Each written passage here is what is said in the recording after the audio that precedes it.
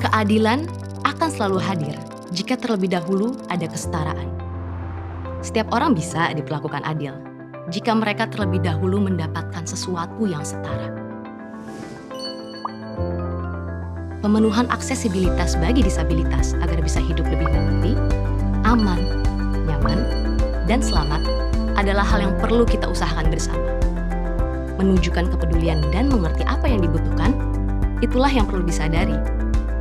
Aksesibilitas, interaksi, dan informasi yang inklusif adalah hal yang perlu kita perhatikan dan pahami. Pernahkah kamu mencoba untuk berinteraksi dengan teman-teman disabilitas? Coba mengenal lebih dekat yuk, dengan memahami ragam disabilitas. Disabilitas fisik, terganggu fungsi gerak pada tubuh seseorang. Contohnya, akibat stroke, amputasi, lumpuh, atau kaku. Membuat mereka memerlukan alat bantu seperti kursi roda atau tongkat.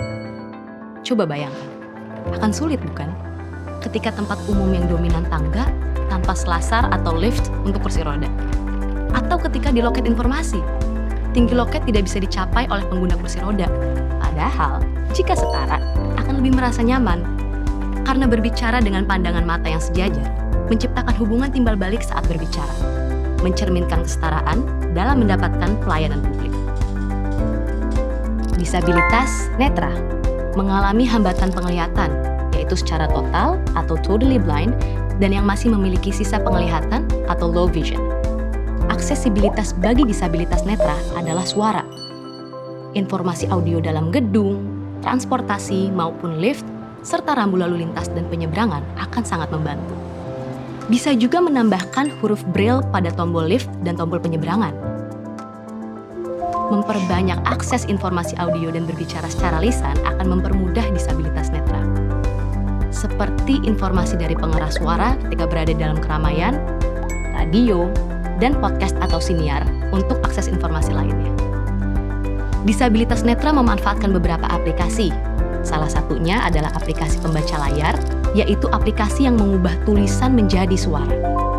Jadi, tidak ada lagi batasan untuk memperoleh informasi yang sama bagi semua orang. Disabilitas rungu atau tuli. Disabilitas rungu atau tuli adalah orang yang mengalami hambatan pendengaran. Selain memerlukan orang yang bisa berbahasa isyarat, diperlukan juga informasi seperti rambu visual atau teks berjalan untuk memudahkan. Terutama ketika sedang berada di tempat umum, seperti layar atau papan yang menampilkan tulisan lokasi.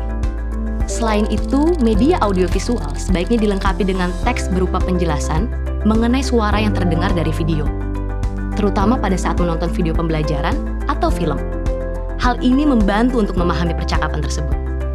Untuk penyiaran yang bersifat informatif seperti berita di televisi, Indonesia sudah menggunakan juru bahasa isyarat, namun akan lebih membantu jika tidak ditaruh dalam ukuran yang kecil pada layar televisi, sehingga setara dalam berekspresi, berkomunikasi, dan memperoleh informasi.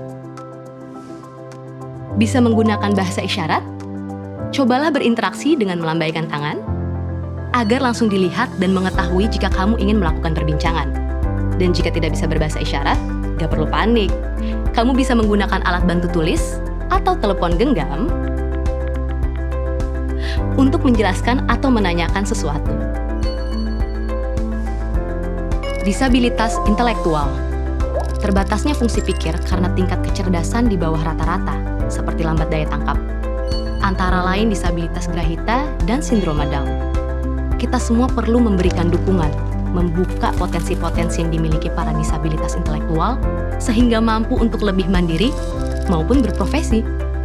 Dukungan dan perlindungan memastikan disabilitas intelektual mendapatkan kesetaraan dan bebas dari stigma, bebas dari pelecehan, penghinaan, dan pelabelan negatif terkait kondisi disabilitasnya. Lihatlah dari kemampuannya, bukan keterbatasannya. Ketika berhadapan dengan disabilitas intelektual, upayakan peka terhadap perubahan emosinya. Saat berinteraksi, gunakan kata-kata yang sederhana dan sampaikan secara berulang hingga mereka mengerti. Juga bisa menggunakan gambar-gambar atau simbol. Jangan lupa untuk tetap bersikap ramah dengan memperbanyak senyum.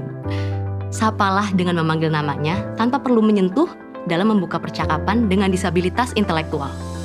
Disabilitas mental. Disabilitas mental mengalami hambatan dalam mengontrol emosi dan perilaku, antara lain skizofrenia, bipolar, depresi, ansietas, dan gangguan kepribadian. Autis dan hiperaktif termasuk disabilitas perkembangan yang berpengaruh pada kemampuan interaksi sosialnya. Diskriminasi, pemaksaan pengobatan, dijauhkan dari keluarga dan masyarakat, membuatnya berada dalam kondisi yang sulit. Tidak mendapat dukungan adalah situasi yang sering dihadapi disabilitas mental.